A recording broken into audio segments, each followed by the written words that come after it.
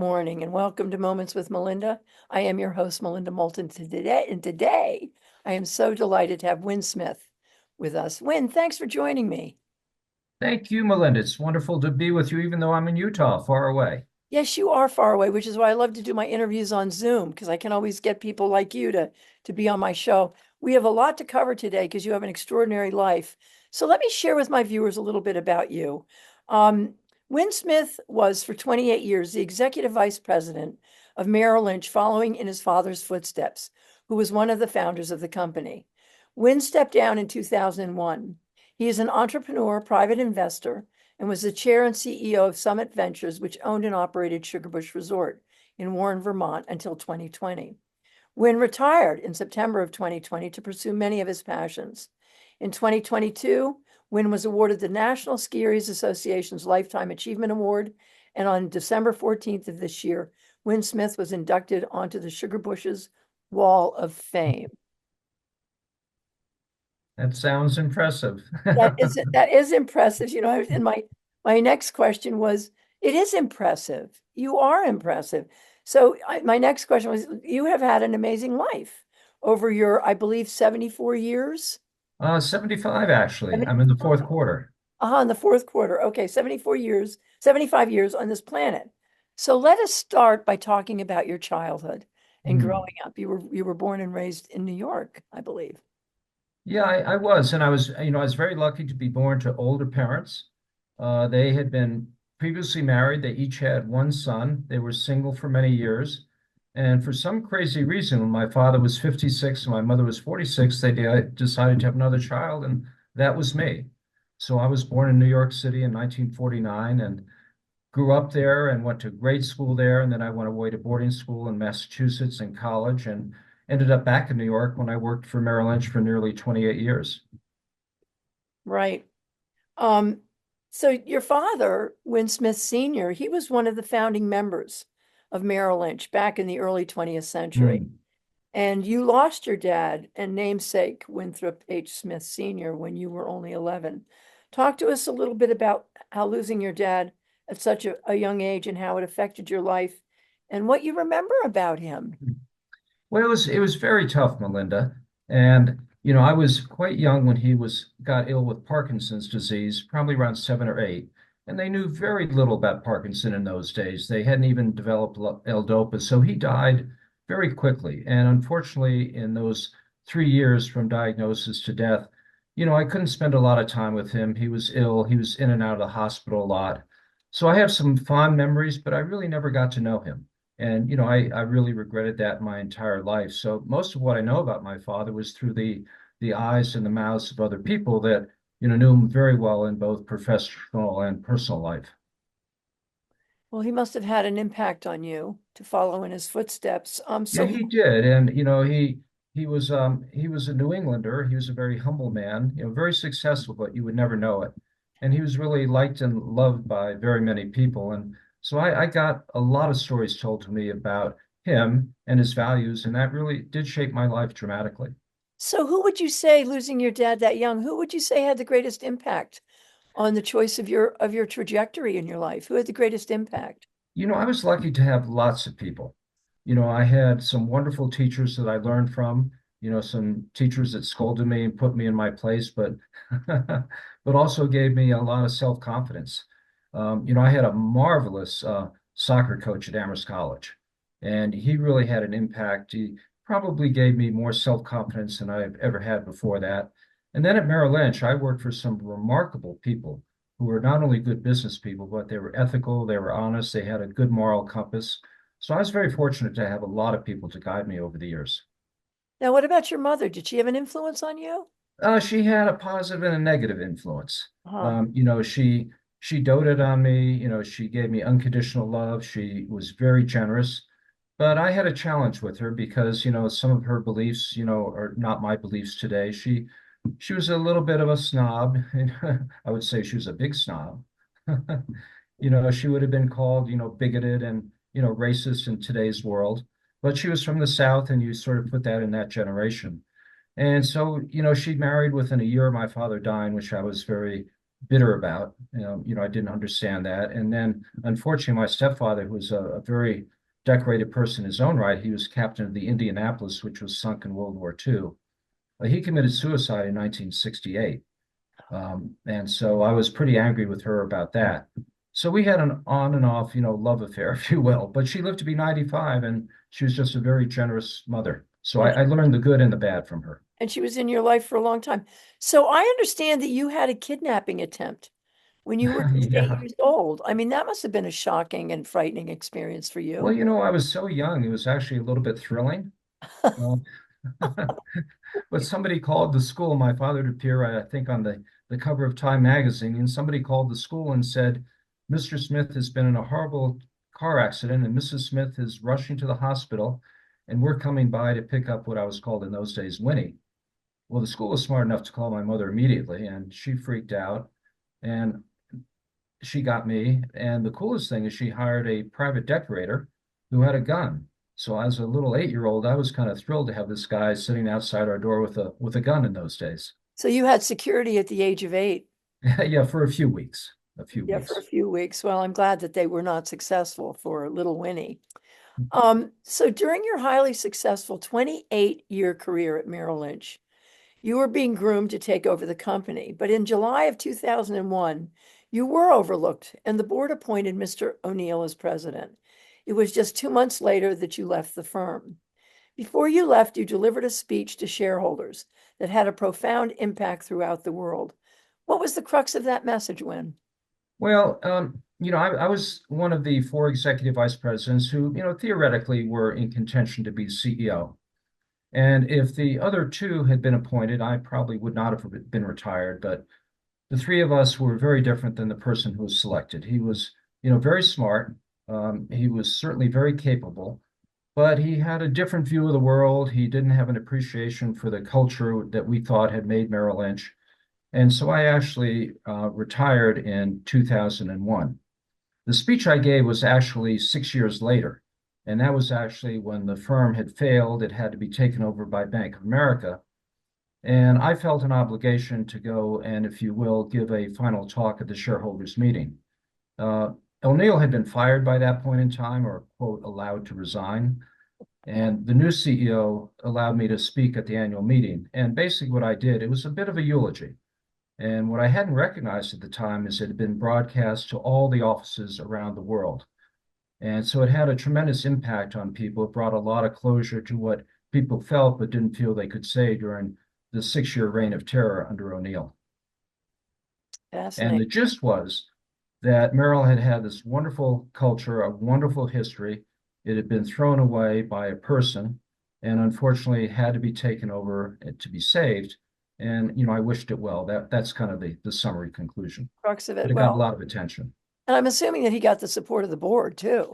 Well, I called out the board, and I think that's what made a lot of the press, is I basically said, shame on the board for allowing the CEO to throw away the culture, shame on the board for allowing him to retire with a board package of $160 million, shame on the board for discarding hundreds of years of talent. And so I really did call out the board of directors as the accountable party. Good for you. Good for you. Speaking up. So in 2008, Merrill Lynch weathered the financial crisis when Bank of America bought the firm for $50 billion. And in turn, you decided to write your book, Lightning in the Bottle, which is an extraordinary book that follows the lives of many of the founders and takes us through the history of the company and its tenuous continuance after the 2008 financial crisis. So, what inspired you to write this book, Win? Talk to us about that. Well, it was kind of interesting because Merrill had actually hired somebody, a fellow named Bill Eichenbarger, to write the history of Merrill Lynch. And when O'Neill came in, he said that was ridiculous. He said that's a ridiculous waste of time. We don't need the history of Merrill Lynch, and he fired the guy. So Bill Eichenbarger, after he heard my speech, called me and he said, you should write the book, and if you like, I've done a lot of research and I will facilitate and help you. So that was the impetus. And then also my wife at the time, Lily, Amazing. said, you really need to do this as well. So it was really the combination of the two of them that motivated me to, put the book together to tell the true history of Merrill Lynch, what it was, what made it great, the value system we had, what caused it to fail. And so that was really the background to the book.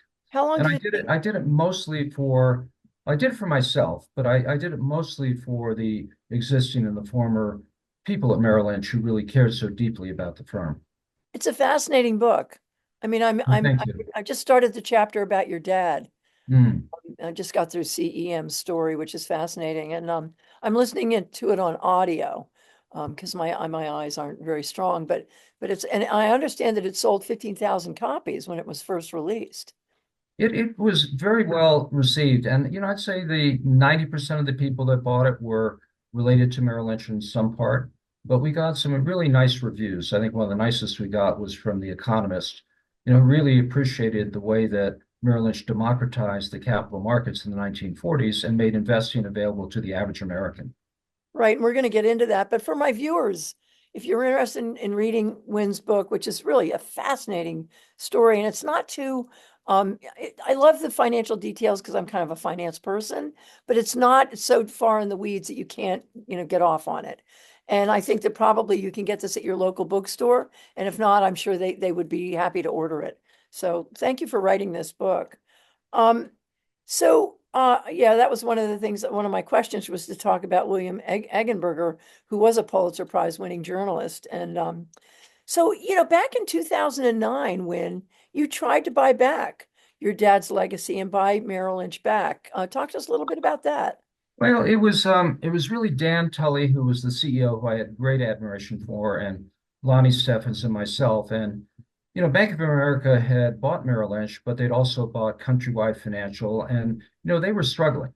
And so we flew down to Charlotte, and we really had a meeting with him to see if he might have any interest in having us put together, a syndicate to at least buy part of Merrill Lynch back. But there was no reception to, there was no interest in that. And frankly, they bought a great franchise, and if I were they, I wouldn't have sold Merrill Lynch. Well, we're so grateful that they did. I mean, Lehman Brothers went down. I mean, so many people lost so much money whose Totally. parents worked at Lehman Brothers and, inherited all the stock from Lehman Brothers. And, and Merrill Lynch was bought up by Bank of America and it survived. Why do you think Lehman went under and, Merrill Lynch was saved? I mean, it's such an interesting story. Well, it was a combination of things. I think, some of the regulators were interested in making an example of, a Wall Street firm, and Wall Street firms were, accountable. They were guilty for the subprime mortgage problem. And frankly, Merrill Lynch was one of the most culpable people. O'Neill had a small group of people that speculated with the balance sheet of Merrill Lynch that caused the problem. And so when Bank of America bought it, they were still inheriting some of the problems, but I think they understood, what a great franchise it was, and they were willing to buy Merrill where others weren't willing to buy, Lehman Brothers. And at that point in time, I think Hank Paulson and the Treasury realized you couldn't have two dramatic failures. It would have been consequential to the capital markets. So it was tough. Merrill Lynch people did not want to be owned by a bank. A lot of people left. A lot of people were not satisfied with the banking mentality. It was very different than the Merrill Lynch mentality and culture. But I have to say now, years later, the people that stayed are doing well. I have relatives still working there. They're doing very well. As a client, I feel better served today. But it took a while for people to be assimilated into Bank of America. And right now, I'm really pleased that, they are together and they're doing very well. That it worked out the way it did. Yeah. In many ways, it was a blessing. Oh, yes. Yeah. If they hadn't taken it over, Merrill would have gone bankrupt and everybody would have lost 100% of their money, both invested or if they had, a pension or deferred compensation, at the firm. Right. Um, well, we have a Merrill Lynch office at Main Street Landing in our new Lake and, well, it's not very new anymore. It's Right, right. 20 years old, but at Lake and College and extraordinary, wonderful, fabulous people who live by the principles of Merrill Lynch. Hmm. Just extraordinary. And, we're going to talk about that. Um, so you have always been a man of principle. And you have always approached business to lift everyone up and create a fair playing field, regardless of one's status. So this was bred into you by the founders of Merrill Lynch, that I'm reading in your book. In some way, back in the early 1900s, these men were introducing socially responsible business practices to the country. And I find that fascinating They were led by their hearts, protecting their profit, but not at the expense of human dignity. Talk about these principles, because it now socially responsible business Yeah, is yeah. mainstream, but back at the turn of this, the century, in the early Oh, yeah. I 1900s. mean, when Charlie Merrill started, he was a 30-year-old kid from, Florida. And he had this crazy idea of starting a firm in 1914 all by himself. And he found a partner the next year called Eddie Lynch, and they became the first Merrill Lynch. And a year later, my father, right out of college, became a runner for them in 1916. But Merrill, I think you asked me about the influence of my mother on me. The influence of Charlie Merrill's mother on him was significant. And she really taught him a lot of values. So he had this ethic is you really, if you're in business, you have to place the interest of the customer first. And that was not the Wild West of Wall Street in the 1920s. It was quite the opposite. But that was embedded in his philosophy. And then he recognized, in his partnership with Eddie Lynch, he can't do things on his own. He has to have a team around him. He has to build an esprit de corps. He has to build something. And then as he became wealthy very early on as a kid, really in his early 30s, he became a very wealthy person by success. He gave a lot philanthropically. He just had an idea. He was an early Warren Buffett. He left almost the bulk of his estate to charity. And he also had another belief about ethical practices. It's good business practice. Make sure you do today what you want to read about on the Wall Street Journal tomorrow. Well, and So he also brought investing to the common man, he and did. he advertised out in the public. I mean, he sort of Yeah. reinvented the whole advertising method for investment banking. Well, he in the 1920s, he actually got out of the investment business and he sold it to a firm called E.A. Pierce in Chicago. My dad got transferred to that firm.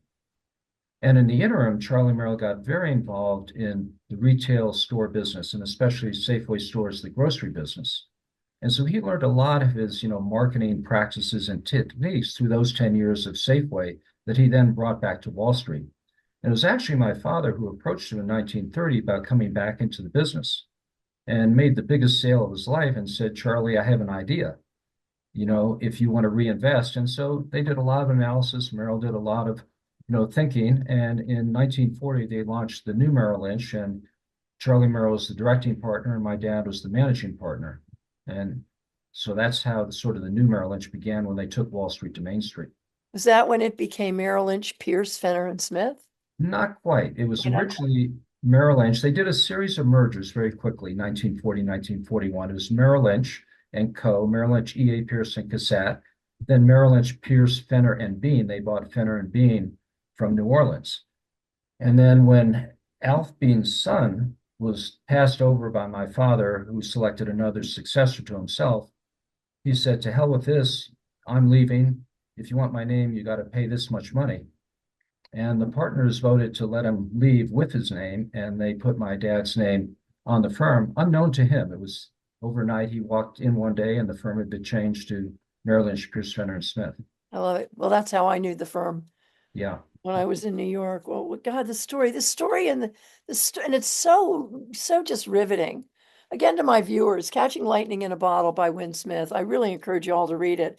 Um, so after you left Merrill Lynch, you bought Sugarbush Ski Area from the American Skiing Company, and the sale closed on September 10th, 2001, the day before 9/11. In some ways, it was a get out of town omen. What inspired you to purchase Sugarbush? And talk about how you brought the ski area. Talk to us about how you brought the ski area back to its rightful stature in the Mad River Valley. Well, it's a little bit serendipitous. I become addicted to skiing even when I was at Merrill Lynch, and all my kids skied, and it was the thing that we did together as a family. And I got a call one day in early 2001 from a local in the valley, and he said, I know you've skied here, you like it here. We think that American Skiing is willing to sell Sugarbush. We have a great idea. I have a person I can bring over who's currently managing Mad River Glen, Bob Ackland, but we don't have any money. Would you be interested in being an investor?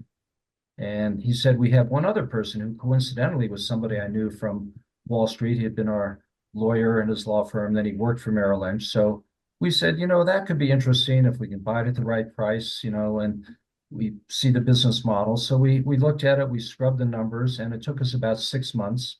And we bought Sugarbush that we thought would be a fair value to fix up, and at that point, fix up and sell, but at least maintain it. And a couple of years later, I determined that it actually could benefit if I moved up there full time, became the owner operator. And for the next, 20 years, I was the owner operator and sold to Altera, who I think is doing a great job. Well, you have been credited with restoring Sugarbush to the status it originally had when it was founded by Damon and Sarah Gadd in 1958.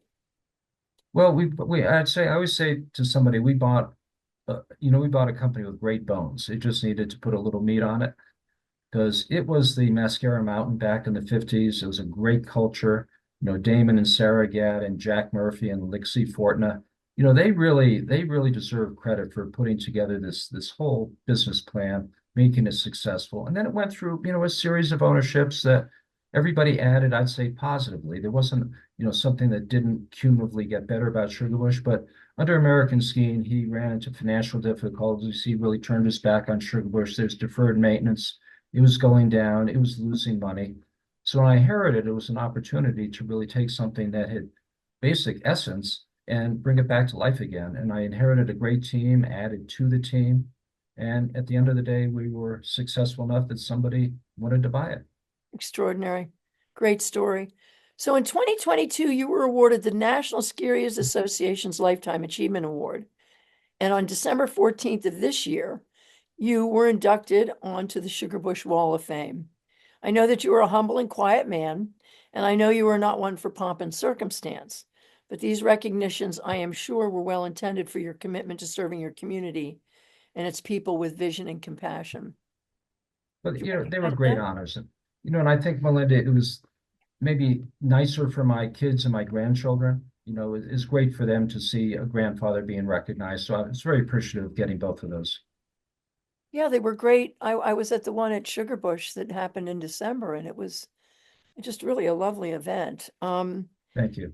So let's talk a little bit about the planet because you're someone who has fought for the planet for most of your adult life. Mm. Talk to us about what you learned from the polar explorer, Robert Swan, and your belief that small actions can add up to a big change. Wow, you're bringing up somebody who really, I have great respect for Robert Swan. He was, if your viewers don't all know him, he was, one of the first people to walk to the polar South Pole unaided by any instrument. He did that. And I first met him when we had him as a motivational speaker at Merrill Lynch. And what really struck me is he realized that when he went down there, there was so much junk left behind, especially by Russians. So he committed over the years to going back every year and helping to clean up that junk. And he also recognized that in addition to, the early explorers went down, the one thing that happened to him is his eyes turned white. And they turned white because of the ozone layer. And so in the early days, he recognized environmentally what was happening. And as you know, getting rid of fluorocarbons have actually mended the ozone layer. So he would tell those stories and it had a great impact on me. Here's this brave, Brit doing exploring, but also at the end of the day, committing himself to going back every year to make, the Antarctica environment better. How old were you when you met him? Oh God, I was probably in my 40s when we So first that used the Merrill Lynch. he had a huge impact on you. I Yeah. mean, that was 35 years ago. But I Um, had the greatest impact on me environmentally was actually when I went to camp in Maine for 4 years. Talk about that. And we just had a wonderful Maine guide as a counselor. And so we canoed, we fished, we went into the environment, and I just got an appreciation for how beautiful this planet is if it's properly preserved. And that was camp when you were a young boy. Yeah, from I went there from like 9 to 12. And that experience helped for you to understand the importance of the planet. Oh yeah, yeah. It taught me, outdoor skills. So I've always loved being in the wilderness. So, that's so interesting because in 2012, you joined the NSAA Climate Challenge, and you are the past chair of the Nature Conservancy Board of Trustees. So obviously, I think we all can understand what draws you to that work. But where do you see the future of our planet when? I mean, with where we are now, I mean, you must have a level of devastation. Yeah, I mean, I'm Um, concerned for my kids and my grandchildren. I'm seeing the impact of climate change. Here in Vermont, I'm seeing the impact of climate change on the ski industry. And so it worries me, unfortunately, that we have taken a step backward with the current administration. I hope that 4 years will pass quickly. But yes, I am very concerned. And I also recognize that, it really is a world issue. We can't solve it alone. We've got to have the diplomacy to make sure that China and all the European allies are equally focused and, doing as much as we can to preserve this wonderful place that we live on.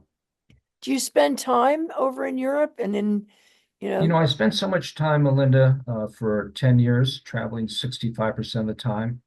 I really don't go overseas that much anymore, occasionally, but, I kind of like staying in the backyard right here. although It's not a bad place. although today you're sitting in Utah, what are you doing in Utah? Just Skiing, of course, skiing, of course. And how is the skiing there? not as good as back east, Isn't that which you interesting? which you rarely say, but it's been dry. And again, I think this is the impact, of a changing climate. It's been dry out here. They still have great skiing, but we've been blessed this year with, a good old-fashioned Vermont winter. We haven't had one for, a number of years where it's been cold and snowy quite a bit in January. So I'm actually looking forward to coming back tomorrow. Yeah, and they're just getting a base too, though. Yeah, It was wet, exactly. very Yeah. icy, and now they're getting a base. And the cross country skiing is extraordinary. Um, so so where I'm going to say it again because I think we all need to hear from you because you are a man of great wisdom. Where do you see the future of our planet and the future of our species and the road that we're going down as humanity? Have you read the book Species? Have you read Well, I that? guess, I've always been an optimist. I was mentored by optimists. I always believe the glass is half full instead of half empty. I believe in the ingenuity of us.